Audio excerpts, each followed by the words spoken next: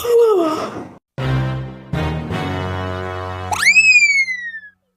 কি হলো?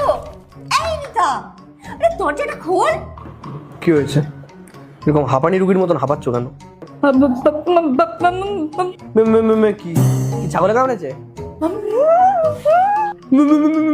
কি কি করছো? এটা স্পষ্ট করে বলো না, বুঝবো কি করে? আরে মা! ও মা এসে। হ্যাঁ, মা এসছে মানে? কার মা এসছে? আমার মা। আর কার মা হবে? তোমার মা এসছে মানে? তোমার মা এখন কোথা থেকে আসলো? কি করে আসলো? আরে উনি আমার মা, যখন তখন চলে আসতে পারে। জানি না এখানে কি করতে এসেছে। এবার আমি কি করব? কোথায় লুকাবো? আরে আমি কোথায় লুকাবো এখন? আমার মাথা ঘুরছে, আমি জানি না।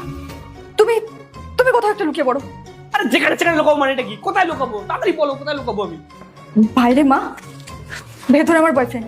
আমার মাথা ঘুরছে, আমি জানি না। এই শান্ত হও, শান্ত হও।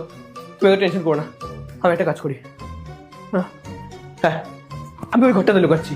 তবে হ্যাঁ, তুমি কিন্তু একদম তোমার মাকে ওই ঘরে ঢুকতে দেবে না, ঠিক আছে? ঠিক আছে। তুমি এই ঘরে, মাকে নিয়ে আমি ওই ঘরে যাবো।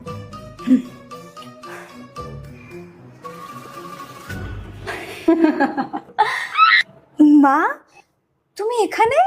নে সর, অনেকক্ষণ থেকে বাইরে দাঁড়িয়েছি। উফ, বাপরে বাপ, সোসাইটিতে যে কত ধরনের লোক থাকে। ও মা, তুমি এখানে কেন এসেছো?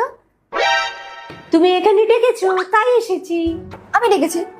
আমি তো ডাকিনি। আমি তো 3 দিন ধরে তোমার সাথে কথা বলছি না। আরে বাবা, আমার মেয়ে এখানে একা একা থাকে, একা একা রান্না করে খায়, একা একা পড়াশোনা করছে। তা আমি আসবো না?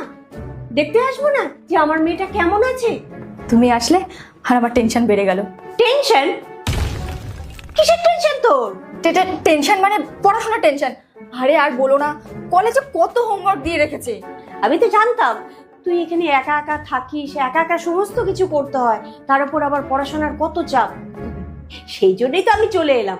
ভাবলাম আমি যাই, ওকে গিয়ে আমি রান্না বান্না করে দিই, ওকে একটু ভালো ভালো খাবার বানিয়ে দিই। তাই জন্যই তো চলে এলাম। এবার আমি মোটামুটি ধর 2-3 সপ্তাহ আমি থাকবো।